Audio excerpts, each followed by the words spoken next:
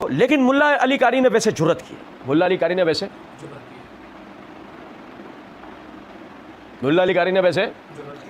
मिर्जा नहीं कर रहा।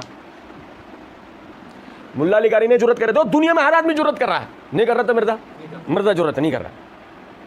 कहते हैं लेकिन मुल्ला अली कारी ने वैसे जुर्रत की। ये मैं फक्की दे रहा हूँ, क्या मुल्ला अली कारी के बड़े हवाले भी अहले हदीस आजकल पेश कर रहे हैं।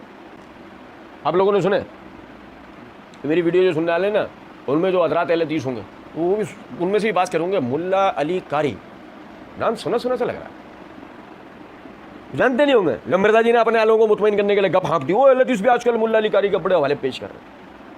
पर मुल्ला अली कारी ने मिरकात जो शरह मिशकात की लिखी है, मिशकात में जब ये हदीस आती है ना, अम्मार को बागी जमात कत्ल करी, उसकी शरह में मुल्ला अली कारी लिखते हैं कि कत्ल अम्मार के बाद ये बात डिफाइन हो चुकी है कि माविया की गलती इज्तिहादी नहीं है बल्कि ये हरदर्मी पे मबनी गलती है। क्योंकि अगर इज्तिहादी थी तो उस वक्त तक थी जब के इस बेचारे को पता नहीं चला, जब उसको कत्ल अम्मार के बाद के बागी जमात कत्ल करेगी। उसको भी हदीस पता है, अमर बिन आस भी सुना रहे हैं। आप तो तौबा कर लेते ना कि मेरी जमात बागी है। मुल्ला अली कारी ने ही जुर्रत की है, ये रहीमुल्लाह है आजकल अहले हदीसों का। लेकिन मुल्ला अली कारी ने वैसे जुर्रत की है, ये मैं फकी दे रहा हूं। मुल्ला अली कारी के भी बड़े वाले आजकल अहले हदीस भी पेश कर रहे हैं। मुल्ला अली कारी ने मिरकाह जो शरह मिशकात की लिखी है ना, मिशकात में जब ये हदीस आती है ना, अम्मार को बागी जमात कत्ल करेगी, इसकी शरह में मुल्ला अली कारी लिखते हैं कि कत्ल अम्मार के बाद ये बात डिफाइन हो चुकी है कि मुआविया की गलती इज्तिहादी नहीं है बल्कि ये हठधर्मी पे मबनी गलती है। क्योंकि अगर इज्तिहादी थी तो उस वक्त तक थी कि उस बेचारे को पता नहीं चला, जब उसको कत्ल अम्मार के बाद भी कि बागी जमात कत्ल करेगी, उनको भी हदीस पता है, अमर बिन आस भी सुना रहे हैं। आप तो तौबा कर लेते ना कि मेरी जमात बागी है। सुने, मिर्जा साहब ने अपनी इसी वीडियो के पार्ट 1 के अंदर एक जगह कह रखा है, अब मेरा एक मुंसिफ मिजाज आदमी की हैसियत से कहीं मेरी जिम्मेदारी है मैं हक बात लोगों तक पहुंचाऊं, हक बात लोगों तक पहुंचाऊं। और इसी वीडियो में एक जगह मिर्जा जी ने कह रखा है, लेकिन आज मैं जो जहनी तौर पर है ना, मुकम्मल तौर पर जबान की इस एतबार से भी एहतियात कर रहा हूं कि मैं जो बात कह रहा हूं वो उन्हीं अल्फाज के साथ होगी। आज ऐसा तोते की तरह रट के बैठा हूं मैं, बिल्कुल बात उसी तरह होगी ऐसा है। लेकिन अब देखो जरा, मैं आपको मुल्ला अली कारी की इबारत पढ़ के सुनाता हूं, फिर मैं दोबारा अच्छा हमारे भी मेहरबान है कैसे कैसे सुने जरा बात। अब भी वो मखलूक बाकी है जो मैं कह रहे हो तो लो बार बार मिर्जा की इबारतें पढ़े जा रहे हो। और मेरे भाई मिर्जा की इबारतें बार बार इसलिए पढ़ रहे हो, वो पहले तुमने सुना था ना, क्या समझा था, कहां किस तरह वो तुम्हें घुमा गया, किस तरीके से बेवकूफ बना गया, पता लगा तुम्हें। कुछ ऐसे भी हैं हमारी जान पे टर्मिनेटर, वो कहते हैं बस आप जो है ना लब्बे लुबाब मुख्तसर चंद जुमलों में बता दिया करें। आपको हजरत टर्मिनेटर हर कोई आदमी आपकी तरह नहीं होता, बाद लोगों को थोड़ा बाजार से बताना पड़ता है, कुछ मेरे जैसे भी होते हैं ना, कुछ मेरे जैसे भी होता है ना, निरे तालिब इल्म, तो उन्हें समझाने के लिए बड़ी वजाहत देनी पड़ती है। मुल्ला अली कारी की इबारत मैं आपके सामने पढ़ रहा हूँ, ये देखें, ये मिरकातुल मफाती शरह मिशकातुल मसाबी किताब हमारे पास लाइब्रेरी में नहीं थी तो इसलिए हमने इसको PDF डाउनलोड करके इसका ओरिजिनल इसको पढ़ के हम बता रहे हैं आप। इसके इस सफ़ा नंबर 43, 44, 45 के ऊपर ना, जिल्द नंबर 11 है, सफ़ा नंबर 43, 44 और 45, इसमें पूरे पे बहस चल रही है। तब जो सुनो, मैं लंबी चौड़ी करूँगा तो पढ़ूँगा तो आप लोग बोलेंगे फिर लंबी कर दी। मैं 3 पैराग्राफ आपको पढ़ के सुनाता हूँ, जिन 3 में से मिर्ज़ा ने अपने मतलब क्या एक एक 2 जुमले निकाले और उसमें भी डंडियाँ मार दी। सुने जरा बात। मुल्ला अली कारी कहते हैं, तैबी रहमतुल्लाह अलैह कहते हैं कि हज़रत सल्लल्लाहु अलैहि वसल्लम को हज़रत अम्मार बिन यासिर पर बागी जमात की जानिब से आने वाली तकलीफ़ पर रहम आ रहा था, और बागी जमात से मुराद हज़रत सल्लल्लाहु अलैहि वसल्लम की पेशन गोई हज़रत माविया और उनकी जमात के मुतालिक थी। सुनते जाओ एक एक जुमले को बगौर, क्योंकि हज़रत अम्मार जंग सुफ़ैन में शहीद कर दिए गए थे। इब्न मलिक कहते हैं कि हज़रत अम्मार को हज़रत माविया और उनकी जमात ने कत्ल किया, लिहाजा आप सल्लल्लाहु अलैहि वसल्लम की पेशन गोई के मुताबिक इस हदीस से यही जमात सरकश और बागी थी। अब तक मुल्ला अली कारी की इबारत कहीं आ रही है? तैबी और इब्न मलिक, तैबी की इबारत हो गई, इब्न मलिक की चल रही है। क्योंकि अम्मार रज़ी अल्लाह तआला अन्हु हज़रत अली करमल्लाहु वजहहु की फ़ौज में थे और उस वक्त हज़रत अली रज़ी अल्लाह तआला अन्हु ही इमामत के मुस्तहिक़ थे, जिनके हाथ पर बियत करने से हज़रत माविया और उनकी जमात ने इनकार किया था। ये भी मनकूल है कि हज़रत माविया इस हदीस के अल्फाज में तावील करते हुए फरमाते थे, लफ्ज़ बागिया यहाँ बगा से मुश्तक़ है, जिसके मायने बगावत के हैं, बगावत के मायने बगावत के हैं, बल्कि बगा यानी हमज़ा के से मुश्तक़ है, जिसके मायने ढूंढना तलब करना है। इस एतबार से उनके नज़दीक हज़रत सल्लल्लाहु अलैहि वसल्लम के इरशाद तक तुलू कल फ़ियतिल बाग़िया का तर्जुमा ये हुआ कि तुम्हें मुतालबा करने वालों का गिरोह कत्ल करेगा, और फरमाते थे नहनु फ़ियतिन बाग़ियतिन तालिबतु बिदम उस्मान, हम बागी जमात हैं कि जो उस्मान के खून का जो है बदला तलब कर रहे हैं। अब ये भी मनकूल है कि इबारत इब्न मलिक की है या मुल्ला अली कारी की है। यहाँ भी समझ लें कि ये भी मनकूल है का कायल पता है, वो ये भी मनकूल है का नाकिल पता है कौन है। आप उसको ठोक बजा के यहाँ भी नहीं कह सकते कि मुल्ला अली कारी है। सुने मेरी बात, आगे कहते हैं कि लेकिन अकल व नकल की रोशनी में हजरत माविया की ये तावील नहीं बल्कि सरी तहरीफ है। लेकिन अकल व नकल की रोशनी में हजरत माविया की ये तावील नहीं बल्कि सरी तहरीफ है, क्योंकि खून बहा के मुतालबे के साथ यहाँ मायने करना मुनासिब नहीं। इसलिए कि हजरत सल्लल्लाहु अलैहि वसल्लम ने यह हदीस हजरत अम्मार की फजीलत और उसके कातिल के खून के इजहार के लिए इरशाद फरमाया है। और दलील यह है कि उनके कातिल के हक़ में लफ्ज़ वी इस मनकूल है, और लफ्ज़ वी एक ऐसा कलमा है जो ऐसे के मुतालिक कहा जाता है जो हलाकत का मुस्तहिक हुआ और किसी तरह के दुआ का हकदार न हुआ, और वह ऐब बाद में भी उसके साथ रहे, जबकि उसके मुकाबले में लफ्ज़ वैल कलमा ज़जर व अकूबत है, और ये उस शख्स पर बोला जाता है जो सज़ा का मुस्तहिक हो और उसके लिए दुआ नहीं होती है। ये पैरा मैंने पूरा पढ़ा, ये दोनों पैरा मैंने पढ़ लिए हैं। आप चाहें लेकिन अकल व नकल की रोशनी में हज़रत माविया की ये तावील नहीं बल्कि सरी तहरीफ है। यहाँ से आप कह सकते हैं कि मुल्ला अली कारी की इबारत है, जबकि ये भी साबित नहीं है। लेकिन आप कह सकते हैं कि यह मुल्ला अली कारी की इबारत है, ठीक है, ये मुल्ला अली कारी की। लेकिन अब ये पूरा पैरा सुन लिया आपने। अब मिर्जा जी के अल्फाज गौर करें। मिर्जा जी कहते हैं मुल्ला अली कारी ने मिरकात जो शरह मिशकात की लिखी है, मिशकात में जब ये हदीस आती है ना अम्मार को बागी जमात कत्ल करके, उस शरह में मुल्ला अली कारी लिखते हैं कि कत्ल अम्मार के बाद ये बात डिफाइन हो चुकी है कि माविया की गलती इज्तिहादी नहीं है बल्कि ये हठधर्मी पर मबनी गलती है। मुल्ला अली कारी ने इन तीनों पैराग्राफ में ऐसी कोई बात की है? यूं हम जो ना मिर्जा साहब के लिए सख्त कलिमात कहते हैं, तो आप अंदाजा करें।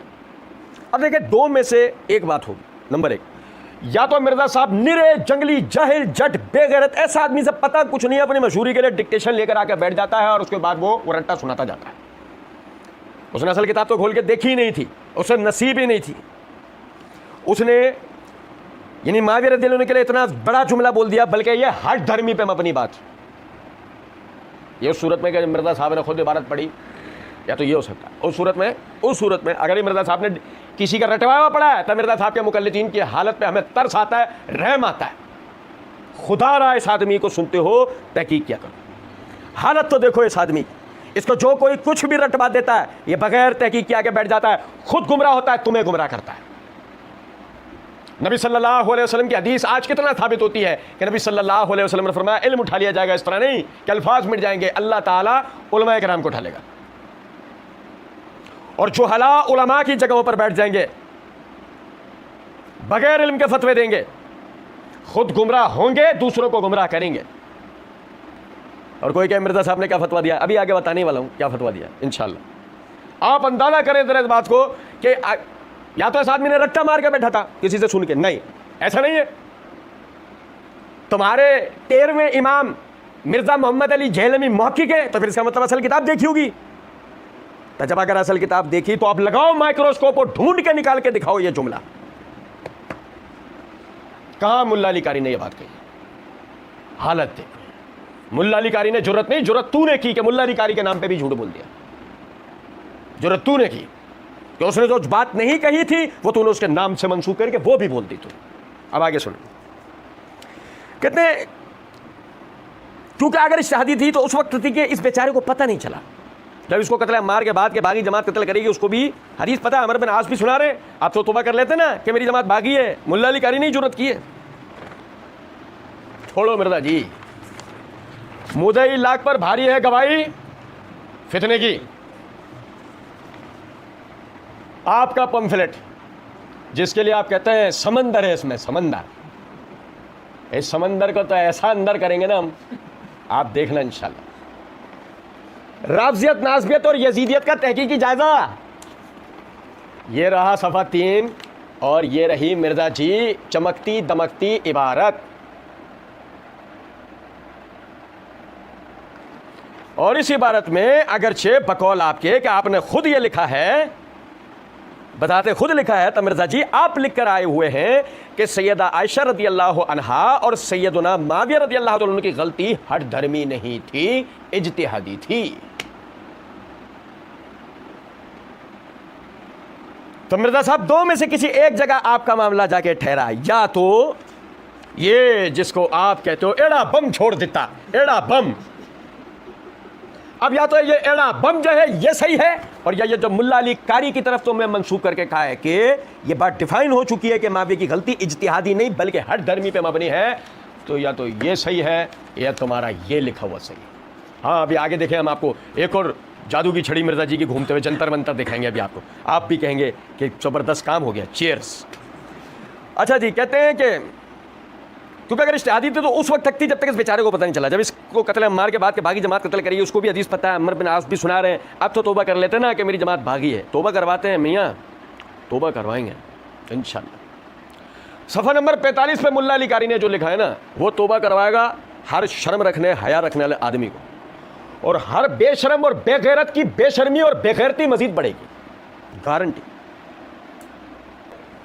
मुल्ला अली कारी कहते हैं ये लो ऐसी फकी, शाही बाजार की ओरिजिनल फकी, मिर्जा जी का जलाब लगेंगे मिर्जा कादियानी की तरह, लेकिन एंड इंशाल्लाह मिर्जा कादियानी जैसा नहीं होगा। हम तो दुआ करते हैं अल्लाह ताला मिर्जा जी को तौबा की तौफीक दे, मरने से पहले तौबा कर ले, ताकि इनके जो मुकल्लिदीन हैं आधे तो कम से कम पलट सकें, राय हक की तरफ आ जाए जो गुमराह हुए हैं। सुने, कहते हैं मुल्ला अली कारी ये सब बयान करने के बाद आगे जो कहते हैं ना, सुनो जरा, लेकिन इसका यह मतलब हरगिज नहीं कि लोग इस हदीस को देखकर और उसके महमूल व मिसदाक को जानकर हजरत माविया रज़ी अल्लाह ताला अन्हो के हक में ज़बान से लान वतान करें और उनकी ज़ात को हदफ मलामत बनाएं। कोई इस तरह करेगा वो किताबुल्लाह और अहदीस दोनों का मुनकिर होगा। जो इस तरह करेगा वो किताबुल्लाह और अहदीस दोनों का मुनकिर होगा। मिर्ज़ा मोहम्मद अली मुल्ला अली कारी के फतवे के मुताबिक आओ फतवा खेलें, आओ जुर्रत खेलें। मुल्ला अली कारी मिर्ज़ा मोहम्मद अली मुल्ला अली कारी के फतवे के मुताबिक कुरान और अहदीस दोनों का मुनकिर है। सुनो जरा बात को, क्योंकि नज़रात के मनाक़िब और फजीलत कुरान और सुन्नत दोनों ने बयान किया है। माविया के फ़ज़ाइल और मनाक़िब कहते हैं अल्लाह उस शख्स पर रहम करे जिसने इंसाफ से काम लिया और तासुब व तासुफ का शिकार ना हुआ हो और अकीदे में म्यान रवी इख्तियार की हो। मुल्ला अली कारी का मुकदमा तो फिर भी साफ़ है।